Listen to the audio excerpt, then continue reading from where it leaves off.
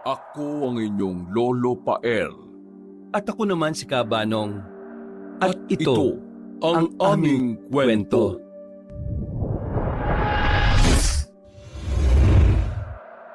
Habang papunta si Rico sa kanyang pwesto sa pamilihan ay may nadaanan siyang kumpulan ng mga tao.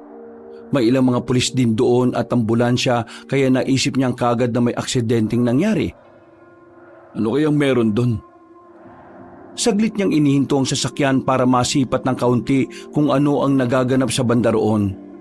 Ilang saglit pa ay nakita niyang nag-atrasa ng mga tao habang ang ilang alagad ng batas ay bitbit ang stretcher na may cadaver bag. Hindi na niya nakita ang laman noon pero sigurado siyang bangkayon ng kung sino.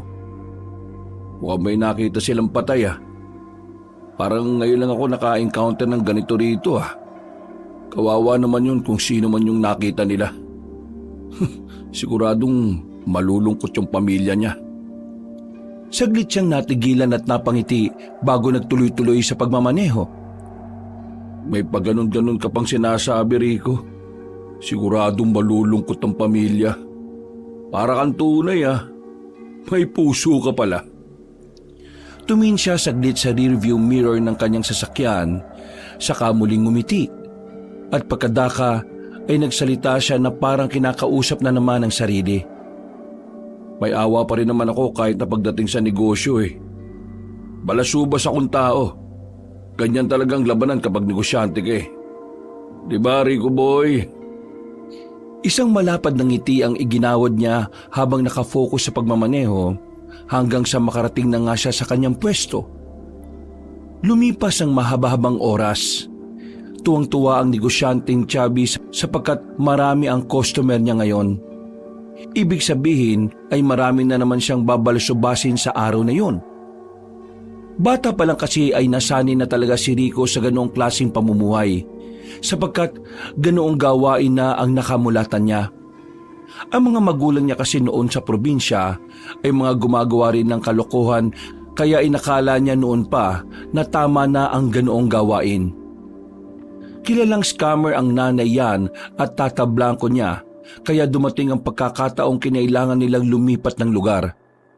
Sa dami ng atraso ng pamilya nila ay ilang beses silang nagtago hanggang sa nakamatayan na lang ng mga magulang niya ang ganitong sistema. Nagpunta siya ng bayan ng poblasyon sa edad na 20. Dahil sa hindi inaasahang pagkakataon, dito ay sinikap niyang mamuhay ng maayos kaya lang sa bandang huli, natulala pa rin siya sa gawaing panluloko ng mga magulang para makasurvive sa buhay. Ngayon nga ay 2 taon na si Rico na namumuhay sa panluloko ng mga tao. Sa tagal niyang yon ay natuto na rin siya at nasanay sa mga katuruan ng diskarte ng mga negosyante. Kilala siyang hustler ng mga kapwa negosyante at dahil din doon ay marami siyang nakaalitan, nakaaway at nakasamaan ng loob. Nang makakilala rin siya ng isang feng shui master, nag-aral siya noon subalit ginamit niya ang katuruan sa mali. Sa ganitong paraan ay nakapanghikayat pa siya ng mga taong mahuhulog sa kanyang patibong. Binabayaran siya ng libo-libo para sa panlulokong yun. Magandang araw mga suki! Tuloy lang ho kayo. At nakikita ko sa mga mukha ninyo na magiging maganda ang kapalaran niyong mag-asawa. Kayo, Mr. and Mrs. Tenorio, naba-vibes kong maraming pera ang darating sa inyong sambahayan. Maniwala kayo sa akin dahil hindi ko lang nakikita sa mukha niyong masiyahin kundi nababasa ko rin sa palad niyong mag-asawa. Natuwa ang mag-asawang nauto ni Rico. Kaya hindi lang yun bumili ng mga mamahaling figurine na ibinenta niya, kundi nagtip din ng malaki-laking halaga bago umalis. Maya-maya pa, pag-alis ng mag-asawang Tenorio ay may dumating namang mag-ina. Naatat din sa swerte. Pinakiramdaman muna ni Rico ang galawan ng dalawa at nang marinig niya ang pagbubulungan ng mga yun ay pasimple siyang lumapit habang kunwaring naglilinis ng mga ibinebenta niyang pampaswerte.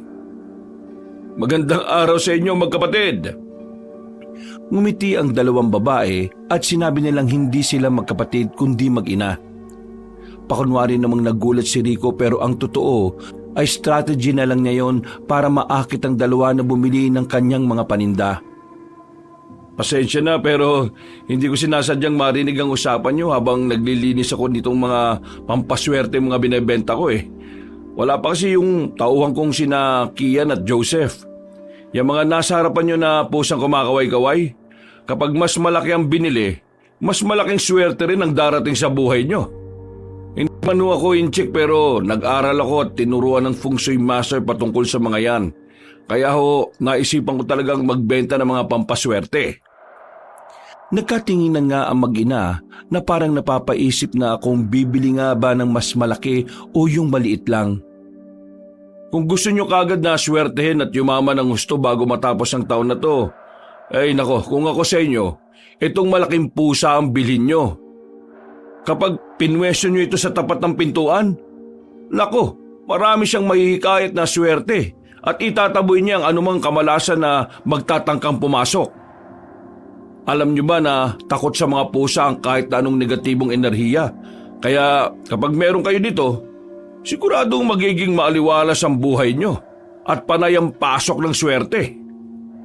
Sa galing ni Rico sa pagpapaliwanag ay talagang ang nahikayat ang mag-ina. Binili nila ang pinakamalaking pusang kumakaway kaya tuwang-tuwa talaga ang negosyanteng Chubby. Maaga pa pero nabili na kagad yung isa sa pinakamahal kong binebenta. Ayos talaga kapag may husay ka sa pagsasalita. Marami kang madadala talaga eh. Patapos pa lang siya sa pagkukwenta ay may dumating ulit na customer, hindi naman para bumili kundi para kumonsulta patungkol sa mga swerte-swerte. Wala kagad siyang sinayang na oras dahil nagsabi ang may edad na ginang na magbabayad siya ng malaking halaga. Wow, espiya! Mamula-mula ang palad mo ah. Siguradong magiging maganda ang kapalaran mo. Marami ang humahanga sa iyo at siguradong lalago ang negosyo mo. Basta, lagi kang mag-insenso. Sure na sure akong gaganda palalo ang karera ng buhay mo. Hindi mo tatapos ang taon na to. Mas yayaman ka pa kaysa sa mga taong nagmamaliit sa iyo. Pero, para mas maging epektibo mga yan, mas mainam kung bibili ka rin ng mga pampaswerte para talagang mag-manifest. Hindi lang sa iyo kundi sa buong bahay mo ang pagpasok ng pagpapala. Halatang galak na galak si Miss Pia at talagang nagustuhan niya ang sinabi ng manlolokong negosyante. Kaya bago umalis ay bumili rin siya ng ilang mga pampaswerte para nga ilagay sa bahay. Marami pang nabigyan ng magandang payo si Rico na ang ilan ay halos wala na talagang katotohanan.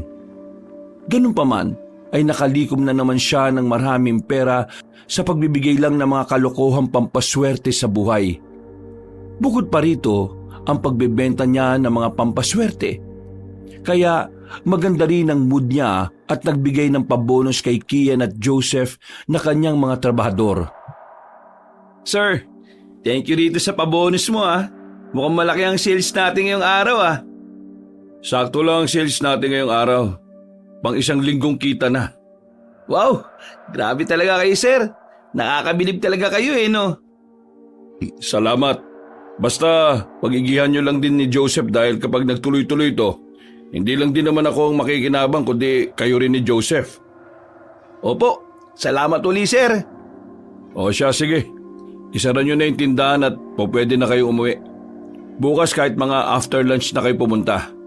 Huwag kayo mag-alala dahil buo pa rin ang sahod ninyo niyan. Magpahinga muna kayo kahit papano dahil marami naman tayong sales ngayong araw. Pagkasara ng tindahan ay umalis na kagad ang dalawang lalaki.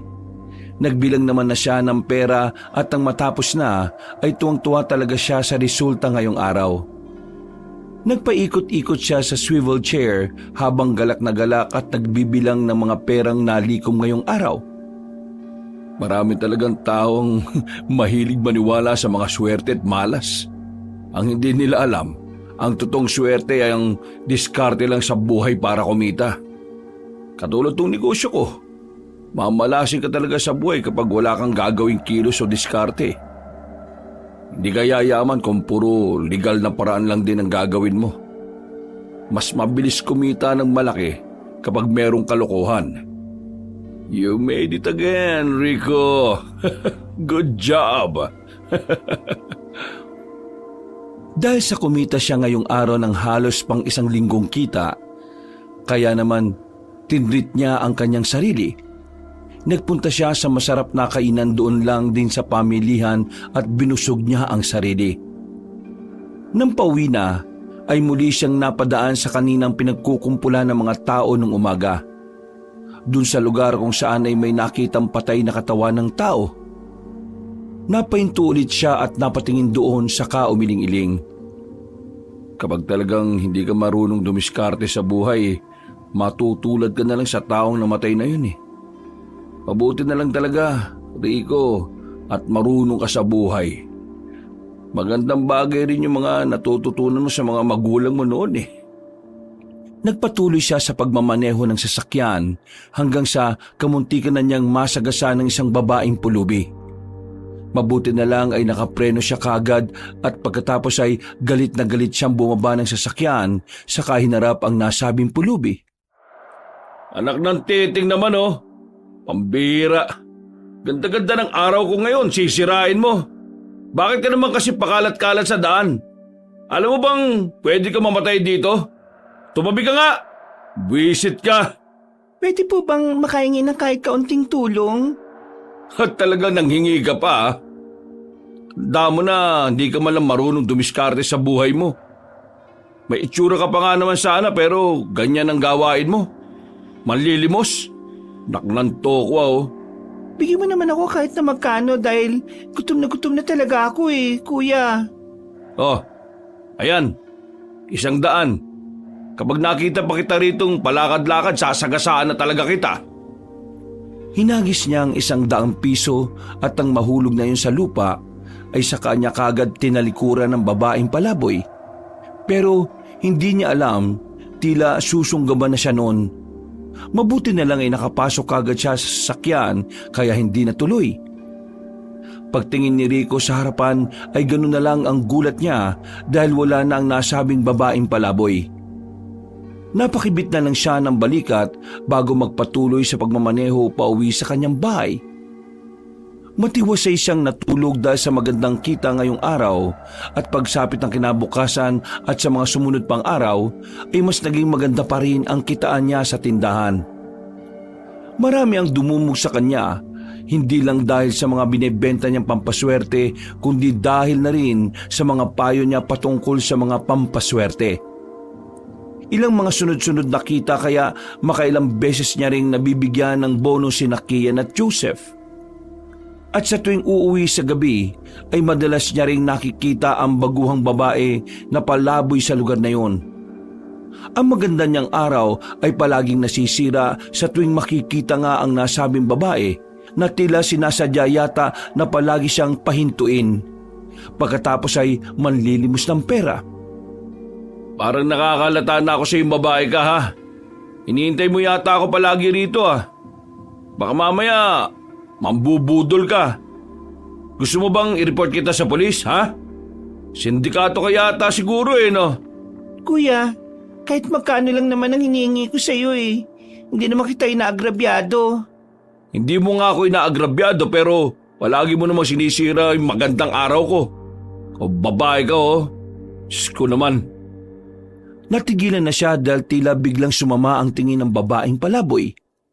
Napatras siya ng bahagya at medyo natakot pero hindi niya yun ipinahalata. Bagkus ay nagalit pa siya dahil sa mga tingin na yun. Aba, ayos ka kung makatingin ah. Gusto mo bang sundutin ko yung mata mo? Ha? Tumabi ka nga. Kapag di ka pa tumabi, sasagasaan na lang talaga kita at itatapon yung katawan mo sa ilog. Hindi na umimik ang babaeng palaboy. Tumabi na lang yon habang nakatingin ng masama kay Rico. Pagkatapos noon ay nagtuloy-tuloy na ang negosyanteng Chubby paalis sa lugar na yon. Pero hindi pa rin nakontento ang lalaki. Katulad ng sinabi niya kanina, dumaan muna siya sa police station at inireport nga ang tungkol sa bagay na yon. Walang galang na po mga sir. Gusto ko lang sanang i-report yung babaeng palaboy doon banda sa nakaraang may natagpo ang patay. Sa tuwing dadaan kasi ako ron, palagi niyang sinasadyang humarang sa daan eh. Pabuti na lang at malakas ang preno ng sasakyan ko dahil kung hindi, siguradong matagal ko na siyang nasagasaan. Kung maaari ho sana paki-aksyonan at baka may ibang makadali sa kanya. O baka siya ang makapambiktima. Palagi rin kasi yung nanghihingi sa akin na parang sinasadya niya talagang pahintuin ang sasakyan ko eh. Bilang pakonsuelo ay nagbigay siya ng pampalubag ng loob sa mga pulis na pangmeryenda at kaunting pera. Pero sa totoo lang, ay labag yun sa loob niya dahil hindi rin siya bilib sa galawan ng mga nasa kinaukulan. Pag-alis sa police station, ay napailing na lang siya habang nagmamaneho. Yung mga yun talaga, hindi kikilos kung walang lagay eh. Grabe na rin talaga mga pulis ngayon eh. Hindi ko naman nilalahat pero medyo dumarami na rin talaga mga kailangan pa ng lagay bago umaksyon. Ay nako, buti na lang at mapera ako dahil kung hindi, siguradong lumipad lang sa hangin yung pagre-report ko na yon. Nagtuloy-tuloy na nga siya hanggang sa makauwi sa kanilang bahay. Katulad ng dati ay nakatulog na naman siya ng matiwasay dahil sa magandang kita. Makalipas ang ilang araw ay hindi na nga napapansin ni Rico ang babaeng palaboy kaya natuwa rin siya sa mabilis na aksyon ng kapulisan. Halos 1 linggo pa siyang sinuwerte sa customer kaya masayang-masaya talaga siya. Masaya rin sina Kian at Joseph dahil nga sa pabonus subalit sa hindi inaasahang pagkakataon. Wala talagang baho ang hindi nangangamoy. Biyernes ng umaga, malayo pa lang ay kinuwi na siya ni Kian kaya wala pa sa tapat ng kanilang shop ay huminto na siya. Napansin niya kasing tila hindi rin maipinta ang mukha ng tauhan. Oh, bakit mo ko hinarang, Kian? May problema ba? Ha? May mag-asawang naghihintay sa iyo, sir, sa loob ng shop. Kausap ngayon ni Joseph at pinapakalma kaya po lumabas muna ako dito para hintayin kayo. Galit na galit po kasi. Oh, bakit naman daw? Yung mag-asawang Solis yata yun, sir. Yung pinayuhan nyo noon na mag-invest sa negosyo tapos kalaunan biglang na scam naman daw pala sila. Lahat daw po ng pera nila ininvest nila ron. Kaya po galit na galit talaga. Di-demanda raw po kayo, sir Oh, mga tanga pala sila eh. Hindi ko naman sinabing i-invest nila lahat ng pera nila. Wag na po muna kayong magpakita, sir. Hayaan mo sila. Hindi ko kailangan magtago sa mga yan dahil wala naman akong ginagawa masama. Napakibit na lang ng balikat si Kian habang pinagmamasdan ng amo niyang nagpapark ng sasakyan sa harap ng kanilang shop. Ilang saglit pa, pagkapasok nila doon ay nagsimula na nga mag-rant sina Mr. and Mrs. Solis. May nahon pa silang hinarap ni Rico at pinaliwanagan hanggang sa mauto na naman sila. Pag-alis na mag-asawa ay nakahinga na ng maluwag ang negosyanteng balasubas pero makalipas lang ng ilang oras ay sinundan pa yun ng iilan pang reklamo. Kaya napilitan muna siyang magsara para maayos ang problema. Sir, ayos lang po ba kayo? Mukha bang ayos tong mukha ko? Nakakawala ng mood yung mga yun Kasalanan ko ba kung itodo nila yung pag-invest sa mga scam? Kung di ba naman mga tanga Ang mga tao nga naman talaga Kapag maganda resulta, makakalimutan ka na. Pero kapag palpak, ikaw pa sisisihin. Gustong gusto nilang mabilis ang pera. Kaya dapat lang din yan sa kanila Hindi ko sila niloko. Sila ang naghatid sa kanila sa ganong sitwasyon. Totoo naman kasing niloko mo sila, sir Ano? May sinabi ka ba? Wala, sir. May ipapagawa pa po ba kayo? Wala naman na. Wala muna tayong pasok ngayon Pero huwag kayong mag-alala. Dahil buo pa rin naman ang sahod ninyo ni Joseph. Teka, nasan ba yung isang yon? Nandun po, sir, sa kabilang shop. Ito talaga si Joseph Kung ano-ano pinaggagawa Sabihan mo yun na kapag may magpunta rito, sabihin yung wala muna ako. Opo, sir. Alam niya naman na yun. Dahil doon ay umuwi na nga muna ng bahay si Rico. at ipinahinga ang sarili. Pagsapit ng gabi, pagkatapos kumain ay natulog kagad siya, subalit mga bandang 12:30 ng hating gabi ay nagising siya dahil sa ingay ng mga alagang aso sa labas. Nakasimangot siyang tumayo at sinaway ang mga alagang nakakulong. Nang mapatingin siya sa bakuran ay meron siyang napansin na tila itim na aninong nakasampa sa mataas niyang bakuran. Sinigawan niya yon at kagad pinakawalan ang mga alagang aso. Nawala rin kagad ang nasabing nilalang pero hindi siya nagpakampante. Tumawag kagad siya sa security ng subdivision na tinutuluyan para i-report ang nangyari. Kaagad yung tiningnan sa CCTV pero wala namang nakita ang mga security. Imposible wala kayong nakita. Ako nga, kitang-kita ko na may sumampang tao sa bakuran ko eh. Kahit anong pagpipilit, sa huli ay wala pa ring nagawa si Rico kaya umuwi na lang siyang nadagdagan na naman ang inis. Puro kamalasan yata ako ngayong araw na to ah. Sana naman bukas magbago ang ihip ng hangin. Kinabukasan, mag-10 na nagpunta si Rico sa kanyang shop. Ang pag-aakala niyang magiging maayos na sa lubong ng araw ay naging kabaliktaran. Mas dumami pa ang nagrereklamo kay Rico kaya tila nagkandaletse-letse ang kanyang negosyo. Mabuti na lang din ay natimbrihan siya ni Kian kaya hindi na siya tumuloy pa sa shop. Ayon sa kanyang tauhan ay galit nga raw ang higit 6 na katao dahil sa pambabalasubas na kanyang ginawa. Pasado 12:30 ng tanghali ay nakita sila ni Kian sa isang kainan at sabay na nananghalian. Habang kumakain ay tinalakay nga nila ang mga bagay-bagay patungkol sa mga nangyari. Kumusta ang shop? Naisara niyo ba ng maayos ni Joseph? Wala si Joseph, sir. Ako lang po yung pumasok. Naisara ko naman po na maayos. Pero narinig ko, sir, na magdedemanda yung mga naloko nyo raw. Anong naloko ko raw? Mga tarantado pala sila eh. Nakakainit sila ng ulo ah. Bakit sila nagagalit sa akin Nagbigay lang naman ako ng tip. Naniwala sila sa swerte-swerte tapos nung minalas na sila saka sila ngayon magagalit. Ay nako, mga tao nga naman talaga oh. Walang kakunte-kuntentuhan sa sarili. Mukhang hindi sila titigil, sir eh. Ano na pong gagawin natin ngayon? Kapag nagpatuloy po yung pagsasara ng shop, baka malugi na po tayo ng husto. Kailangan ko po naman ng pera. Huwag kang mag-alala. Dahil hindi ko naman kayo pababayaan ni Joseph eh. Pero teka, bakit nga ba hindi pumasok yung isang yon? Hindi naman siya nagsabi sa akin. Ang totoo niyan, sir. Alam kong dahilan kung bakit wala ngayon si Joseph. Posibleng hindi na siya bumalik, sir. Anong ibig mong sabihin hindi bumalik? Nahuli ko siya, sir, kaninang umaga na nag-aangkat ng mga ilang piguring malalaki. Hindi ko kagad nasabi sa inyo dahil nagdatingan na nga ho yung mga nagrereklamo. Nung binalikan ko siya sa warehouse, ayun, nakaalis na, sir. Ba't walang hiyang hayop na yun ah? Kapag nakita ko siya, kahit mata niya, lalatayan ko. Traidor siyang hayop siya. Nako, pasensya na po, sir. Kung ngayon ko lang nasabi sa inyo. Naging aligaga at nagulat din kasi ako sa dagsa ng mga nagrereklamo kanini.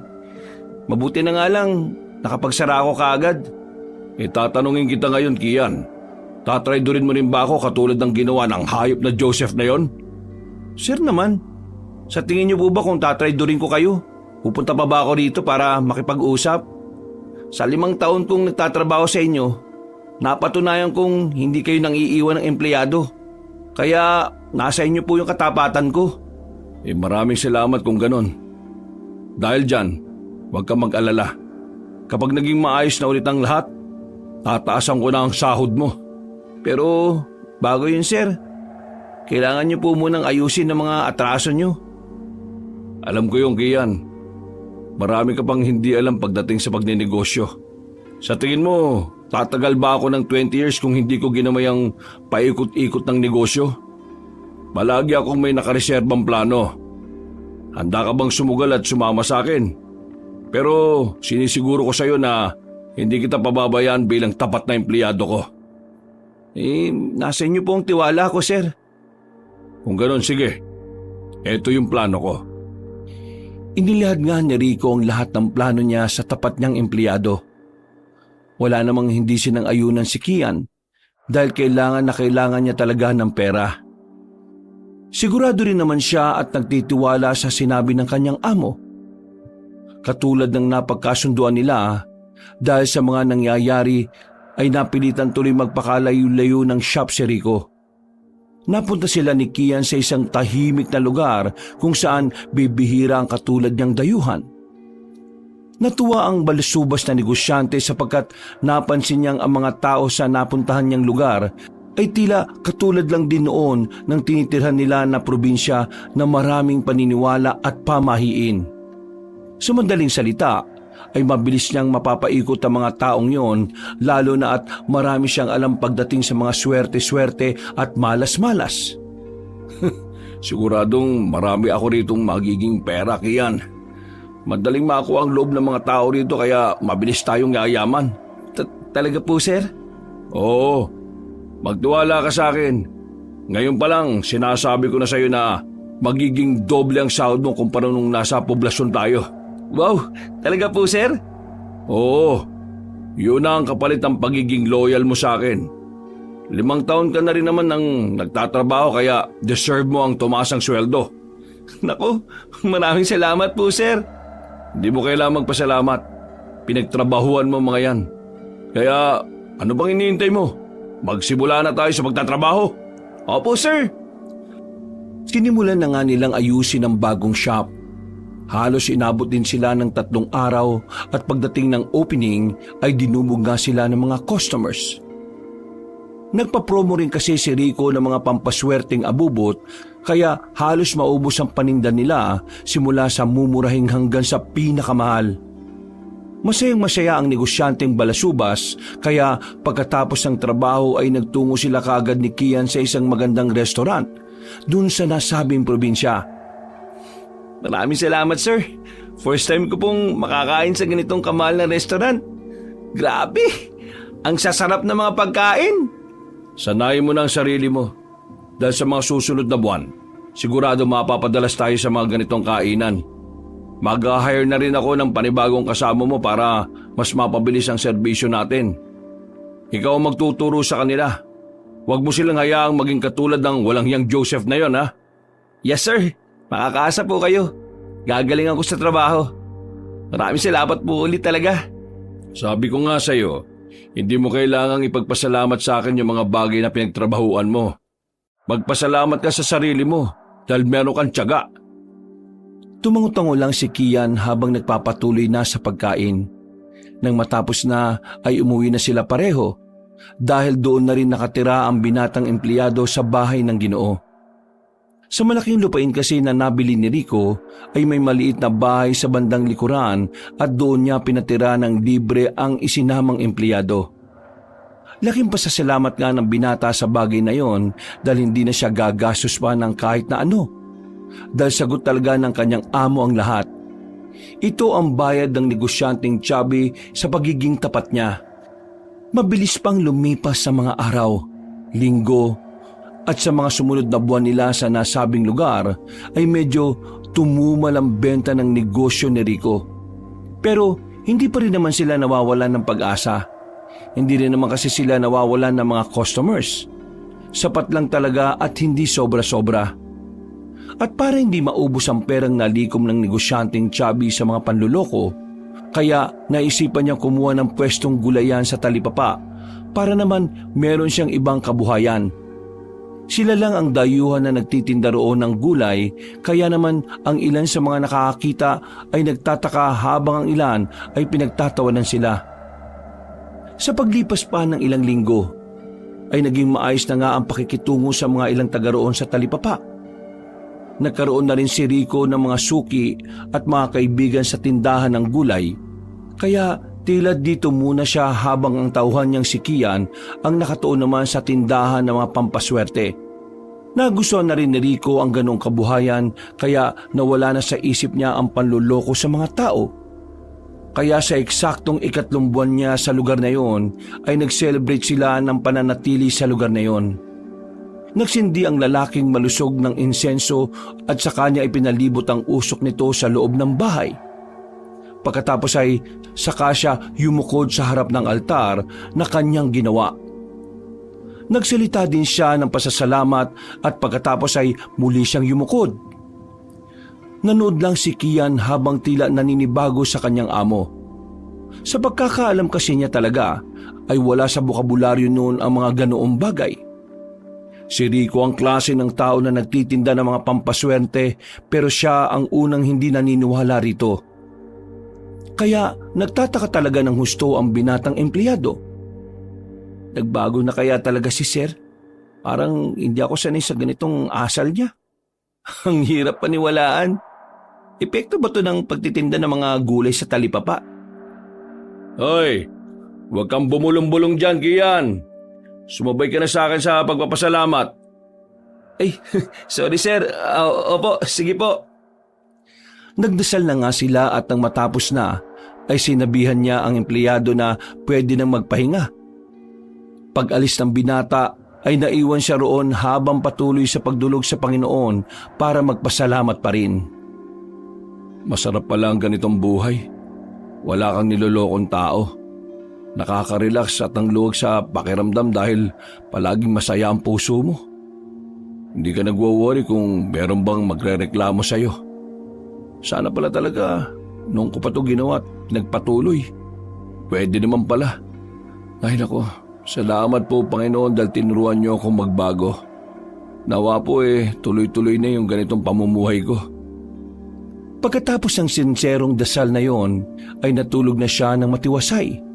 Subalit habang nahihimbing sa pagtulog, lingid sa kanila ay merong isang nilalang na muling sumumpa sa bakuran. Tila lumanghap yon sa hangin hanggang sa biglang mapangiti. Nang muling magliwanag ang gabi dahil sa paglitaw ng buwan na nagtatago sa kalangitan, ay tila nadiligan ng liwanag ang babaeng nakasampa sa bakuran. Siya rin yung babaeng noon na sumampa sa bakuran ni Rico nung nasa syudad pa. At siya rin ang babaeng pulubi na nireport sa kapulisan kaya napaalis sa lugar. Ang pangalan niya ay Claudia at hindi siya ordinaryong babae lang dahil meron siyang itinatagong madilim na sikreto. Tingnan mo nga naman ang pagkakataon. Dito lang din pala tayo makikita. Humanda ka sa akin ngayon. Sa wakas ay makakaganti na rin ako dahil sa mga pambabalasubas mo sa akin. Pagkasabing yun ng babae ay tumalon din to palayo. At pagkatapos ay isang nakakapangilabot na alulong ng kung anong hayop ang umalingaw-ngaw sa buong tahimik na kabaligiran. Lumipas na naman ang mga araw, linggo at buwan.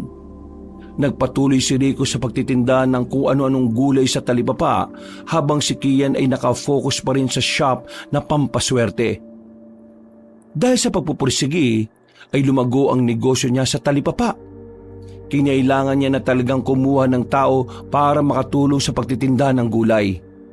Pero pinag-uusapan muna nila ni Kian ng tungkol sa bagay na yon dahil na-trauma na nga siya matapos traidorin ni Joseph. Sir, kailangan niyo po ba ng tindera sa gulayan? Oo. Bakit? May nakita ka na ba? Oo sir. Pumunta yun sa shop kahapon dahil nakita niya yung nakalagay nating karatula dun. Nakausap ko naman siya at mukhang okay naman. Sabi ko nga, puntahan ka dun sa talipapa sa Lunes para makausap ka. Sige, mabuti naman. Kakausapin ko siya kapag nagpunta ron. Maraming salamat ha. Pagsapit ng Lunes ay nagtungo nga sa tindahan ng gulay ang babaeng sinasabi ni Kian at nakilala yun ni Rico. Si Claudia pala ang babaeng yun na tinutukoy ni Kian. Nag-apply ang dalaga sa gulayan na kaagad ngang tinanggap ni Rico sapagkat kailangan niya rin talaga. Isa pa ay malakas ang pananalig niyang mapagkakatiwalaan si Claudia. Subalit lingid sa kanila ay merong ibang motibo ang dalaga. Simula bukas, pwede ka na magsimula sa pagtitinda ha. May tiwala ako sa iyo dahil nakausap ka na rin naman ni Kian. Kaya sana huwag mong hayaang masirang tiwalang yung Claudia. Apo sir. Teka lang. Parang pamilyar ang mukha mo sa akin ah. Hindi ko lang alam kung saan at paano pero nagkita na ba tayo dati? Hindi ba po, sir? Hindi naman ako naalis dito sa probinsya kaya malabo pong mangyari yon. Sa bagay, baka kahawig mo lang. Kapag kasi nagninegosyo ko marami ka talagang nakakasalumuha na iba't ibang uri ng tao. Kaya akala mo minsan nakita o nakausap mo na kahit na hindi naman pala talaga. Kaya nga po, sir. O basta, galing mo sa trabaho ha. Sir Rico, makakaasa po kayo sa akin. Hindi ko bibiguin ng tiwalang binigay niyo sa akin. Pagbubutihan ko po. Promise po. Matapos nilang magkamayan ay isang makahulugang ngiti ang iginawad ni Claudia. Walang kamalay-malay ang negosyante sa masamang plano ng dalaga. Lumipas pa ang mga araw at linggo. Tuwang-tuwa si Ginoong Rico sapagkat simula nang tanggapin niya ang bagong empleyado ay mas lalong dumami ang kanilang benta. Hindi na rin siya ganoon nangangarag sa pagtitinda sa palengke sapagkat meron na siyang katuwang. Dahil doon ay naupahan pa niya ang katabi kaya lumawak pa ang kanilang pwesto. Sa ilang buwang pagtatrabaho ni Claudia ay hindi maiwasan na makapalagayan siya ng loob ni Rico. Sinasadya rin kasi ng dalaga na maging sweet sa amo para talagang mahulog ang loob nito sa kanya. Napapansin naman ni Kia ng mga kilos ng babae sa tuwing nagpupunta siya sa palengke. Pero hindi pinahahalata ng binata ang kakaibang kilos na napupunan niya. Ipinagkikibit-balikat na lamang muna niya ito dahil wala pa naman siyang nakikitang hindi kaaya-ayang aksyon. Habang tumatagal ay mas lalo pang nagiging masikaso ang babaeng may masamang balak. Hanggang sa tuluyan na nga talagang nahuhulog ang loob ni Ginoong Rico. Dahil doon ay mabilis siyang nalalapitan ni Claudia lalo na pagdating sa pera.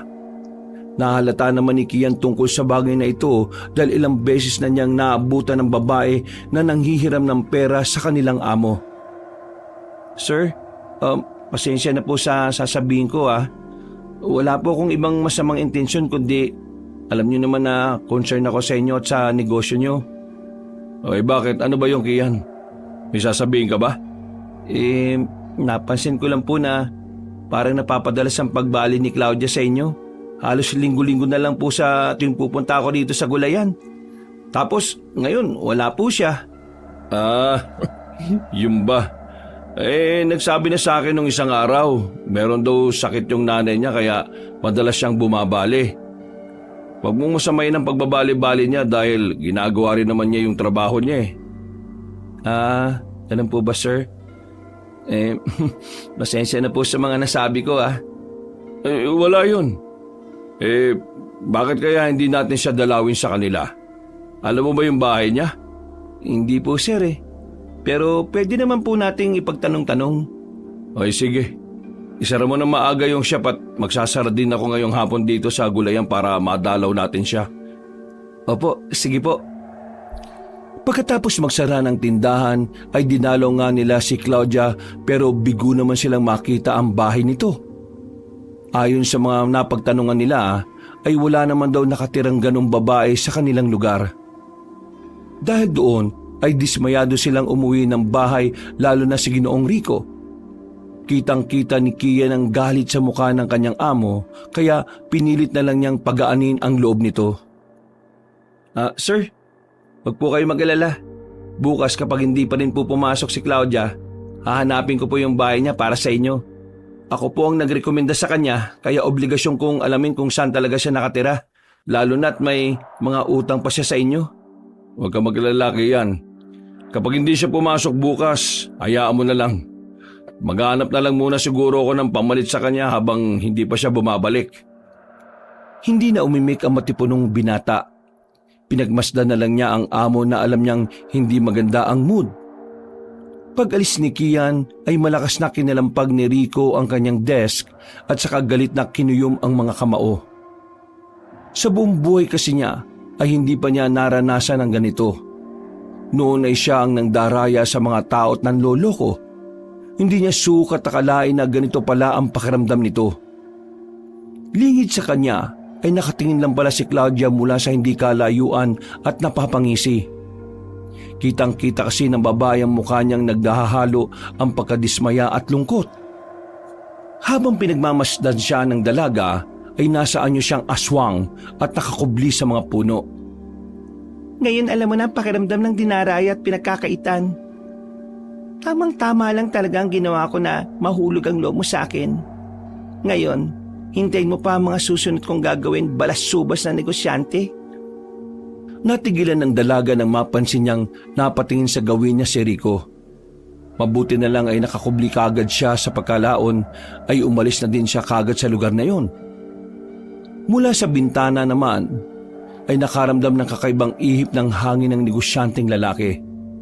Nagpalinga-linga siya sa labas bago isara ang nasabing bintana at nagbiyahe na papunta sa tinutuluyan nila ni Kian.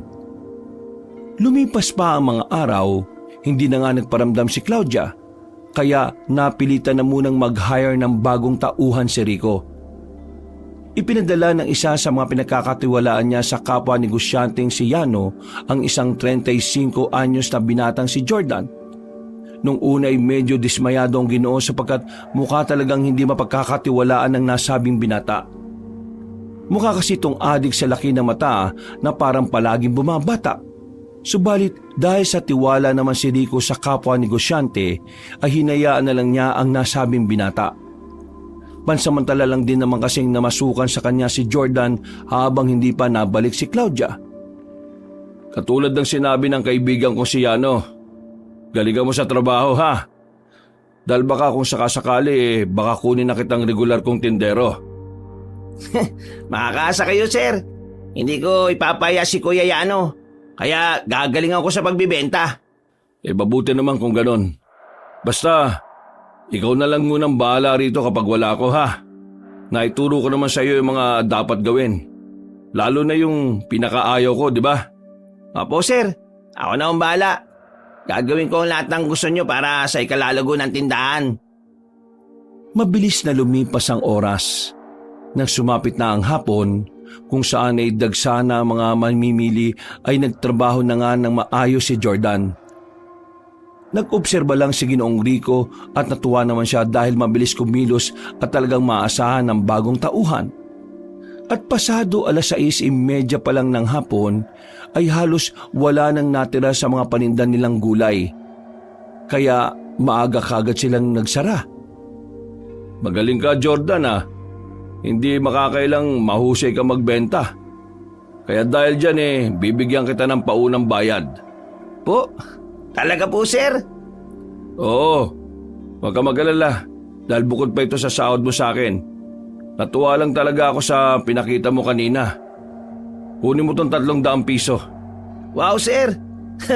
Nakakaya pero maraming salamat ha. May panggastos na kami sa bahay ng ilang araw kahit papaano. Pinagpaguran mo yan. Ganyan talaga ako sa mga empleyado ko lalo na kapag magagaling katulad mo. Kaya galingan mo pa sa susunod ha. Oo, sir. Salamat po ulit dito sa pabonus niya ha. Ay, siya nga pala, sir. Narinig ko na may nahanap kayong empleyado na kung di ako nagkakamali si Claudia ang pangalan. Oo, sa katunayan, siya nga yung pinalitan mo. Morena ba yun, sir? Tapos medyo maliit at balingkinitan pero maganda.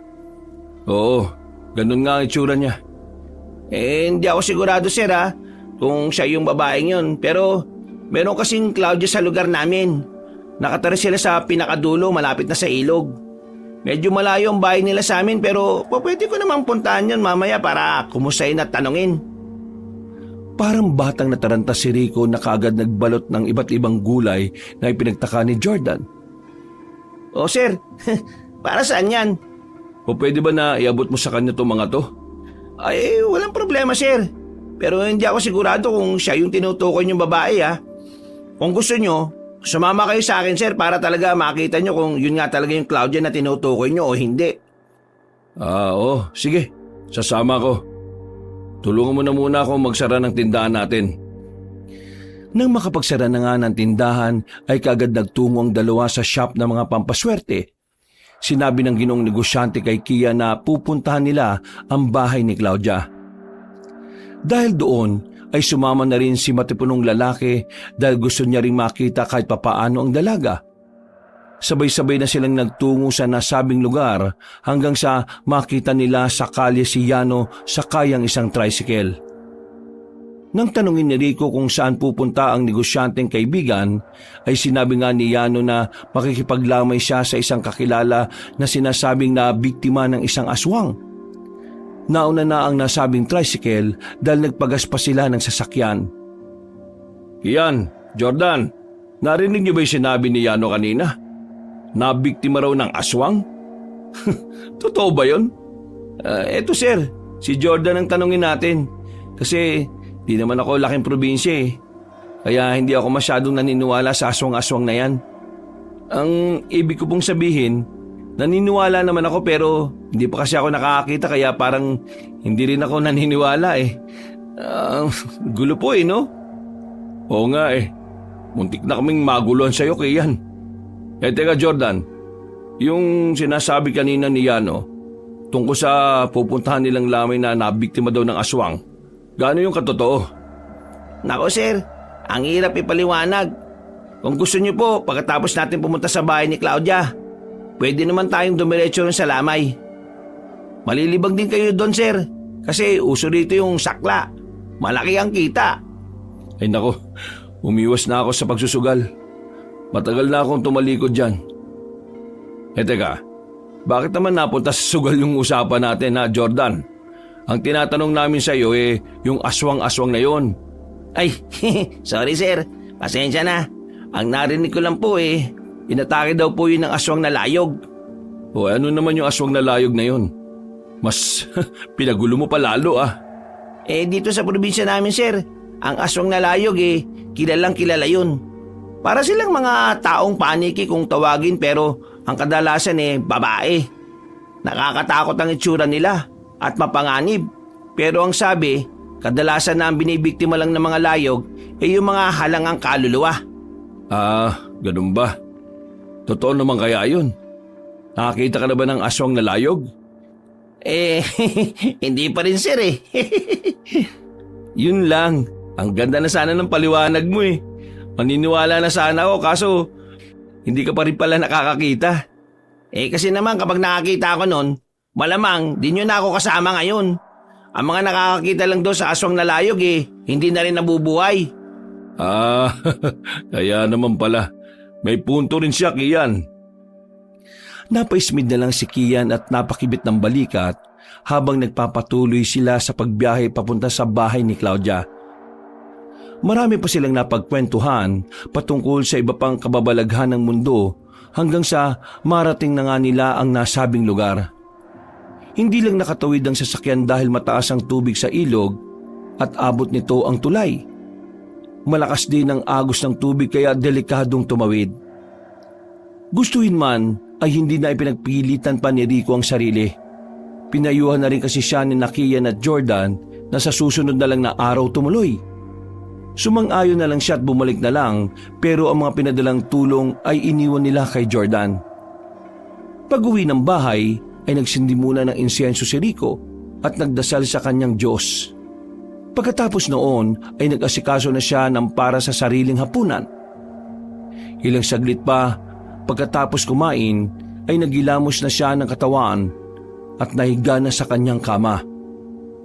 Habang nakatingin sa kisame ay napapaisip siya sa kung anong lagay at dahilan ni Claudia kung bakit hindi nagpapapasok yun sa tindahan nila ng gulay. Sana okay lang si Claudia. Natulog na nga kagad siya ng mahimbing hanggang sa magising siya pasado 12:00 na ng hating gabi. Nakarinig kasi siya ng malakas na kahula ng aso mula sa hindi kalayuan. Pagkatapos noon ay narinig niya si Kian ng malakas na nagmumura mula sa bakuran. Oh, si Kian ba yun? Anong oras na at nag-iingay pa rin siya? Sumilip siya sa bintanang nasa likod ng bahay. Doon nga ay nakita niya ang tauhan na tumatakbo papunta sa kanyang bahay. Bago pa makarating yon, ay binuksan na niya ang pinto at nagtatakang sinalubong ang matipunong lalaki. Oh, ano nangyari sa iyo, Rico? Bakit tumatakbo ka dyan at pasigaw-sigaw ka pa? Sir, may nakita kong napakalaking ibon dun sa likuran ng bakuran natin. Hindi ko nga alam kung ibon ba talaga yun o taong ibon eh. Baka yun na sir yung sinasabi ni Jordan na aswang na layog. Iyan naman, alam mo bang naalimpungatan ako sa ingay mo? Tapos, yan lang ang sasabihin mo? Totoo yung sinasabi ko sir. Narinig yun naman po yung kahulan ng mga aso, di po ba? Hindi na naituloy ni Kian ang pagsasalita dahil biglang humangin na malakas at pagkatapos noon ay nakarinig sila ng malakas na pagaspas ng kung anong nilalang. Sabay silang napatingin sa itaas hanggang sa makarinig sila ng nakabibiging ungol ng kung anong halimaw. Wala nang inaksayang oras ang matipunong binata. Pumasok na kagad siya sa loob ng bahay kahit di pa siya pinahihintulutan ng amo. Napailing na lang si Rico bago isara ang pinto at naglakad papunta sa sala. Sinundan naman siya ni Kian doon. Sir, pasensya na pero pwede ba na makiusap na dito muna ako matulog? May magagawa pa ba ako nandito ka ng damuho ka. Laki-laki ng katawan mo, matatakotin ka naman pala. Bigla ko na lang kasing naisip sir, yung sinabi ni Jordan. Mahirap na po. Baka magaya pa ako sa sinasabi ni Ginoong Yuna na kaibigan niyang nabiktima ng aswang. Bahala ka sa buhay mo. Matulog ka na lang dyan sa sala at huwag mo na akong iistorbohin ha. Bukas ng umaga kapag maaga kang nagising, magluto ka ng almusal. Dahil inistorbo mo ako Sige po sir, maraming salamat po. Naglakad na nga kaagad si Rico sa kanyang silid at bumalik sa pagtulog. Kinabukasan, 6:30 na ng umaga nang bumangon siya. Nag-almusal muna siya ng niluto ni Kian bago magpunta sa tindahan nila sa palengke. Nandun na nga si Jordan pero katulad pa rin ng inaasahan na niya ay hindi pa nga rin dumating si Claudia. Kaya nakaramdam na naman siya ng kalungkutan. Doon niya mas napatunayan na talagang nagkakaroon na siya ng gusto sa nasabing dalaga. Hindi niya maintindihan ang pakiramdam na yon na parang wala siyang gana. Subalit para sa kanyang kabuhayan ay kailangan niyang kumilos kahit ang totoo ay para siyang tinatamad. Nang kumpleto na ang pag-aangkat, ay isa-isa na lang inayos ni Jordan ang mga gulay dahil dumadagsa na rin ang mga mamimili. Jordan, dumaan ba rito si Kian kanina bago magpunta sa shop? Hindi sir Bakit po sir? Wala naman. Sige na at magtinda ka na dyan. Marami na ang customer Oo sir. Nagpatuloy na nga sila sa pagtatrabaho at habang nag-aayos ay siya namang pagdating ng kanilang mga suki. Kaya hindi na naman magkandaugaga ang dalawang lalaki. Halos 1 oras din silang walang hinto sa pagbebenta. Mabuti na lang din ay madaling naubos ang ilan sa mga paninda nila kaya nakapagpahinga sila kahit na papano. Habang nakaupo si Rico ay napansin siya ng tauhan kaya pasimple yung lumapit at kinausap siya. Sir, pasensya na po sa tanong ko Parang iba ang aura nyo ngayon Parang hindi kayo ganun kasigla. May problema po ba kayo? Ha? Wala naman. Ang totoo niyan naisip ko lang talaga si Claudia. Kumusta na kaya siya? Ba pa rin ba rin sa tulay? Oo sir Kadalasan inaabot yun ng linggo kapag tumataas ang tubig dun. Teka lang sir. May napansin ako sa inyo Huwag po kayo magagalit May gusto po ba kayo kay Claudia? Uy, ikaw Jordan Alata kasi sa kilos nyo ngayon sir Para kayong teenager. Palagay ko maganda at mabait yung Claudia na yun. Oo, hindi lang siya mabait at maganda. Masipag din siya kaya nagugustuhan nyo talaga siya. Nice naman sir. Para kayong nagbibinata Loko-loko ka rin no? Si Sir Rico naman. Wag na po kayo maya sa akin Susuportan ko rin naman kayo katulad ng pagsuporta ni Kian sa inyo. Ituring nyo na rin akong loyal na tauhan sir. Ay nako, manahimik ka na at magtrabaho. May mga customer na Ay, sabi ko nga Naantala lang ang kanilang pag-uusap sapagkat may 2 maingay na babae ang dumaan sa tapat nila. Pinag-uusapan ng mga iyon ang tungkol sa aswang na layog, dahilan para maagaw ang atensyon ng ginoong negosyante. Nang makalayo na ang dalawang babae, ay kaagad napabaling si Rico kay Jordan na nag-aayos na lang ng mga paninda. Doon na siya nagkaroon ng pagkakataong magtanong tungkol sa nasabing aswang. Naalala rin kasi niya ang dahilan kung bakit sila napuyat ni Kian. Jordan, may tanong ako. Po, ano po yun, sir? Yung kinuwento mo sa amin kagabi tungkol sa aswang na layog, para ba talaga yung malaking taong ibon? Opo, sir. Pero hindi pa po ako nakakita nun, ha. Katulad nga po ng nasabi ko kagabi, kapag daw nakakita ka ng layog yun na rin yung kamatayan mo. Paano kung halimbawa nakarinig ka? Ibig kong sabihin yung ingay ba niya o ng pagaspas ng pakpak parang ganon? Ay, yun lang, sir. Hindi ko rin alam. Kasi hindi pa naman ako nakakarinig ng ingay nila o ng pagaspas ng pakpak nila. Bakit po, sir? Kayo ba nakarinig na? Hindi ako sigurado Kaninang 12:00 ng hating gabi parang nakarinig kami ni Kian. Ala, talaga po, sir? Ano pong narinig yung ingay? Yun nga, parang pagaspas lang ng malaking ibon tapos kakaibang huni o ungol ng hayop. Nagtahulan pa nga yung mga aso Ala ka, sa amin din kagabi, sir. Nagtahulan yung mga aso para nga silang may nakikita Nakakatakot naman ngayon. Baka nga yun na yung aswang na layog na umatake dun sa kakilala ni Kuya Yano. Dapat talaga nagpapasimula na ng prosesyon ulit dito sa baryo para maitabo yung mga ganyang klase ng mga masasamang kampo na kadiliman. Ganun pala ang pagtaboy sa kanila? Yes, sir. Dati parang buwan-buwan may nagpo-prosesyon dito. Ewan ko lang ngayon kung bakit natigil. Siguro nakampante yung mga taga-baryo dahil sa sinabi ni Manang Koronel. Sino naman pala yung Manang Koronel na yan? Parang madalas ko na nga siyang naririnig sa mga tao Parang importanteng tao siya na palaging pinakikinggan ng mga sinasabi niya. Si Manang Koronel, sir, yung kilalang albularyo rito sa atin. Mahusay po yun lalo na pagdating sa usaping aswang o kahit anong kababalagan. Kaya pala lagi ko siyang naririnig sa mga tao. Pero hindi ko pa siya nakikita sa tagal ko na rito dito sa lugar natin Bira talaga siya magpakita. Sasadyain mo kasi yun sa gubat Doon kasi yun nakatira. Ay, ganun ba? O siya, anong sinabi niya tungkol sa mga aswang na layog? Hindi naman daw dapat katakutan yung aswang na layog. Malalaman mo naman daw yun sa sarili kung dapat mo bang katakutan ng halimaw na yun o hindi. Bakit? Paano malalaman mo sa sarili mo? Dahil ang pinupuntire lang naman talaga yung mga taong halangang kaluluwa o yung mga taong mahilig manloko sa kapwa. Mga manluloko ba? Naamoy daw kasi ng mga aswang na layog yun, sir Hindi kaagad nakapagsalita si Rico dahil tila nag-guilty siya sa sinabi ng empleyado. Alam niya naman kasi sa sarili na marami na siyang nalokong tao, lalo na noon.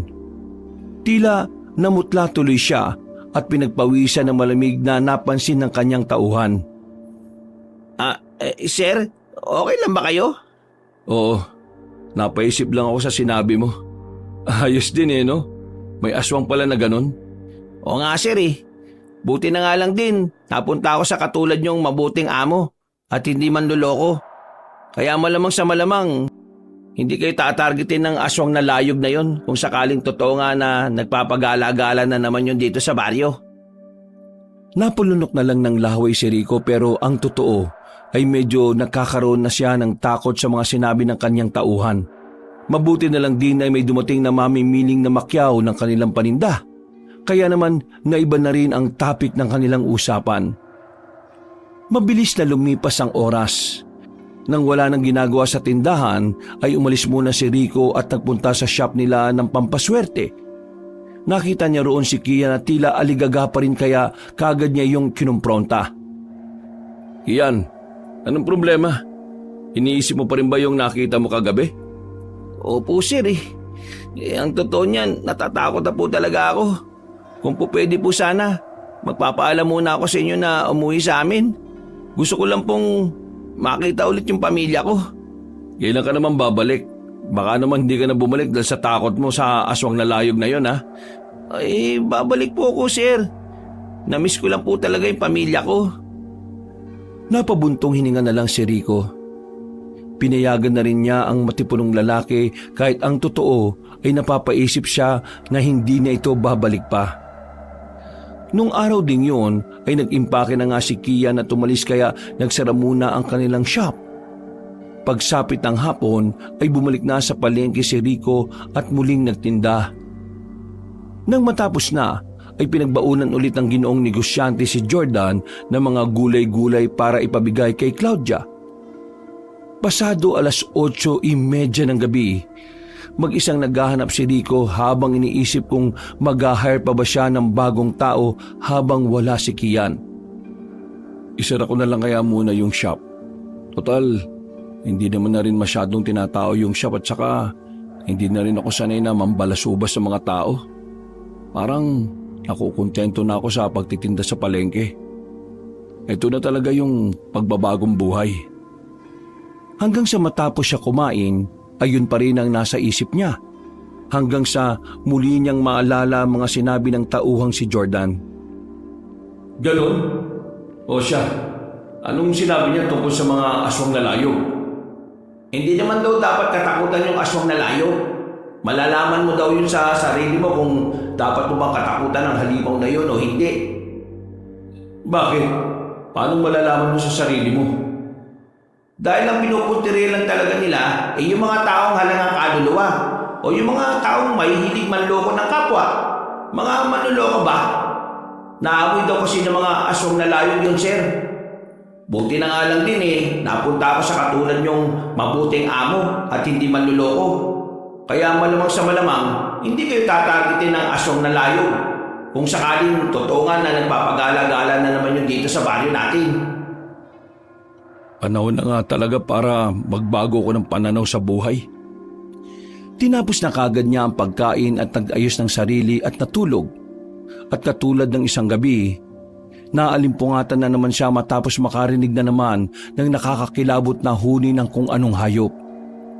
Sinabayan pa yun ng malakas na pagaspas ng tila malaking ibon na palibot-libot sa ibabaw ng kanyang bakuran.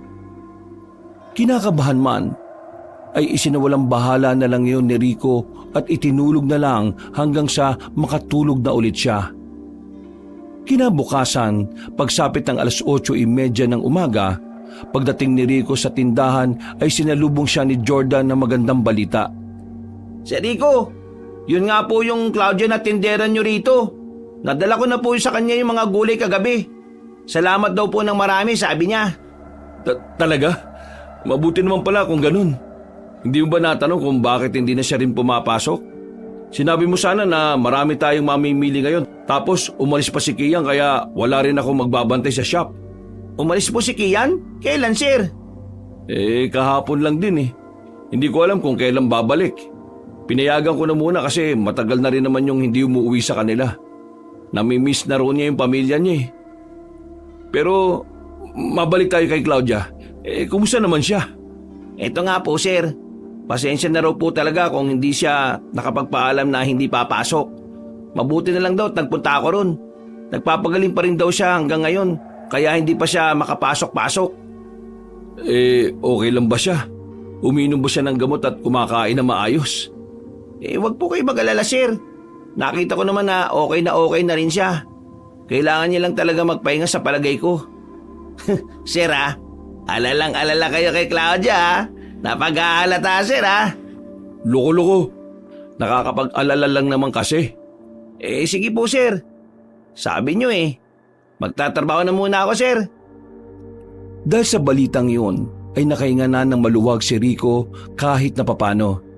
Pero hindi pa rin may tatanggi sa mukha niya ang matinding pag-aalala para sa tinderang babae.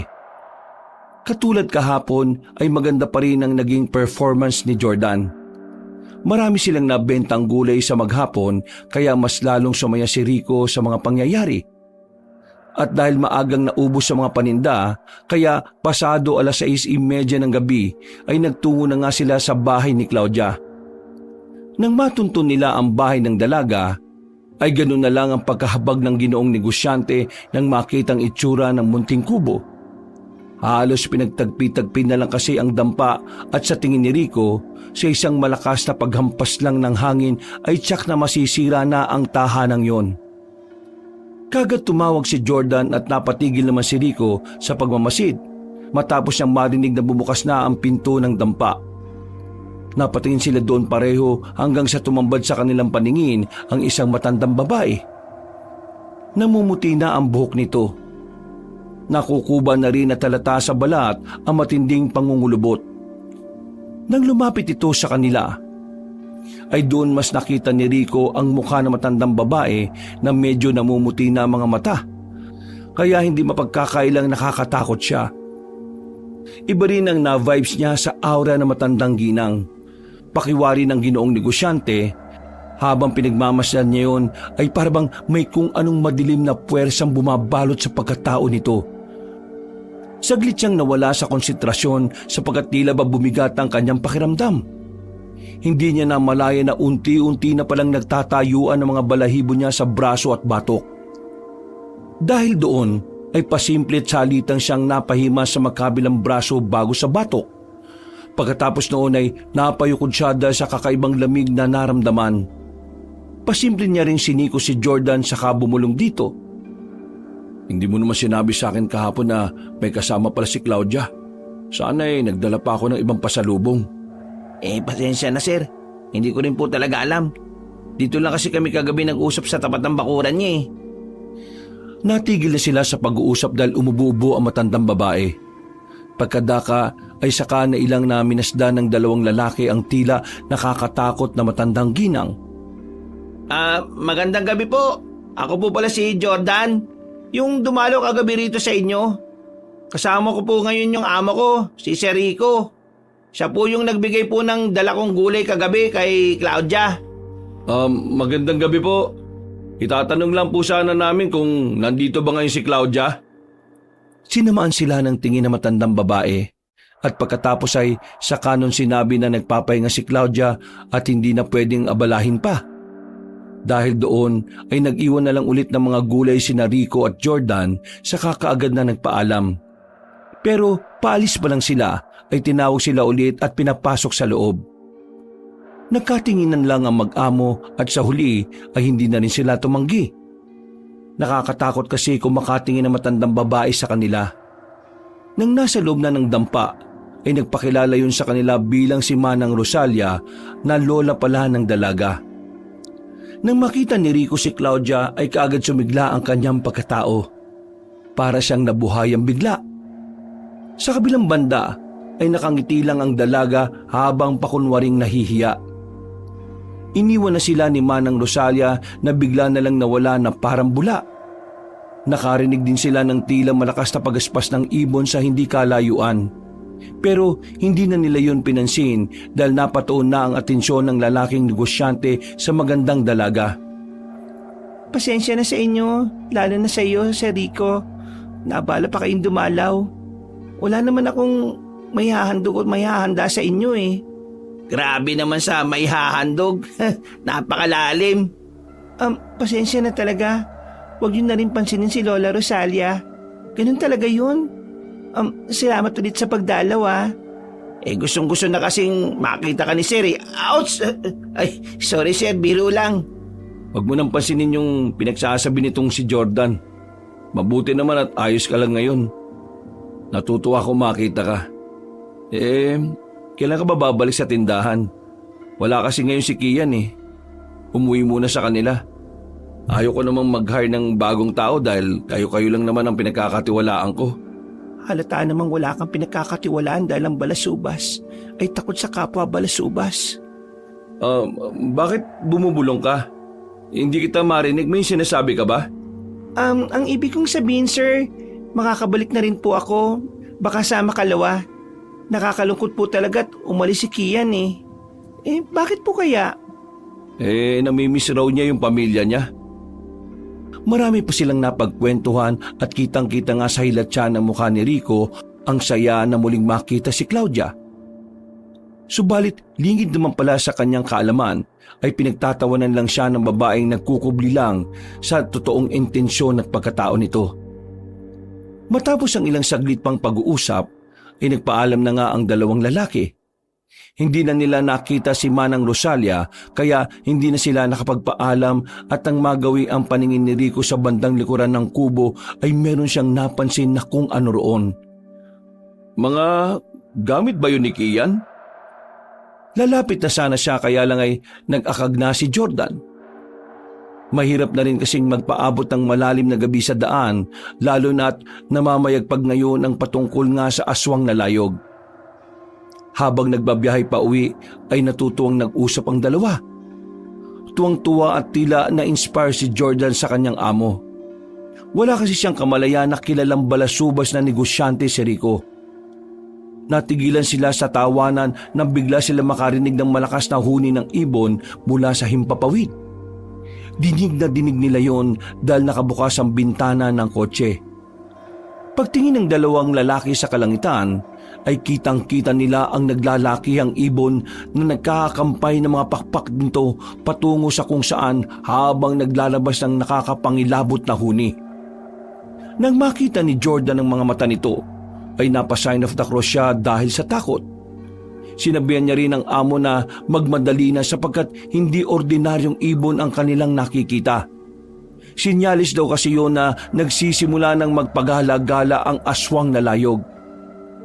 Dahil tuloy doon ay naalala na naman ni Rico ang tungkol sa sinabi ng kanyang tauhan na ang pinupuntirya talaga ng mga aswang na layog ay yung mga taong halang ang kaluluwa o yung mga taong mahilig manloko ng kapwa o mambalasubas. Napalunok na lang ng laway ang lalaking negosyante at sa kabutiang palad ay nakabalik naman sila ng ligtas sa pamilihang bayan. Makalipas pa ang ilang sandali, pagka-uwi ni Rico sa tinutuluyan niyang bahay ay kaagad siyang nagsindi sa altar at nagpasalamat sa Diyos. Pagkatapos noon ay masaya siyang naghapunan. Naglinis ng katawan at naiga sa kanyang tulugan. Habang nakatingin sa kisame ay inalala niya ulit ang muling pagkikita nila ni Claudia. Napangiti siya na parang teenager na kinikilig. Sa wakas kasi ay nakita niya ulit ang babaeng kanyang nagugustuhan. Para naman ako nitong binatang kinikilig sa crush. Ano ba naman to? Bukod doon ay marami pang kakatuwang bagay ang naglaro sa isipan ng negosyante.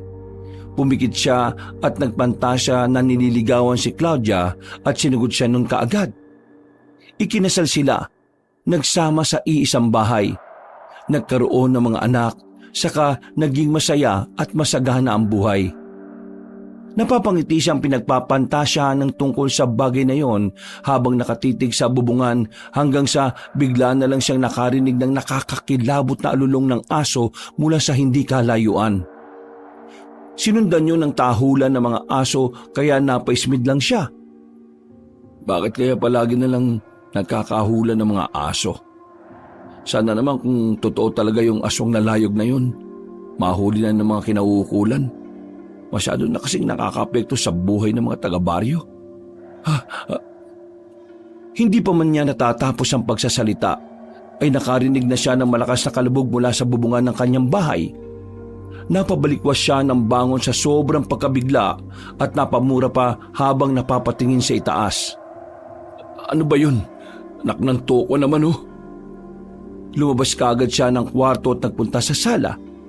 Kinuha niya ang baseball bat na nasa likod ng pinto, saka lumabas ng bahay, dala na rin ang flashlight. Nagkakahulan pa rin ang mga aso habang ginagala niya ang flashlight sa madilim na bubungan.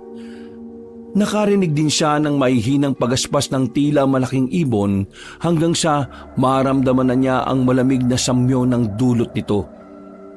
Mas lalo siyang nagulat nang makitang tila may gumugulong-gulong sa bubungan ng kanyang bahay. Ano yun? Nanlaki mga mata niya habang natitigilan sa nakita. At mas lalong siyang nagimbal nang lumagpak na nga sa lupa ang bagay na nahulog sa bubungan ng bahay. Kitang-kita ang matinding pagkasindak sa kanyang mga mata nang makita ang pugot na ulo ni Kian. Dilat ang mga mata nito habang nakalawit ang dila.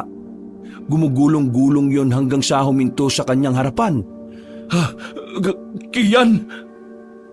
Kaagad nang ilabot si Rico. Nagsimula ring gumapang ang kilabot na yon sa buo niyang pagkatao na parang mabilis na daloy ng kuryente. Naistatwa rin siya hanggang sa dahil sa matinding panginginig ng katawan ay nabitiwan niya ang flashlight. Kasunod noon ay mas lalong lumakas ang ugong ng pagaspas ng malaking ibon. Dahan-dahan siyang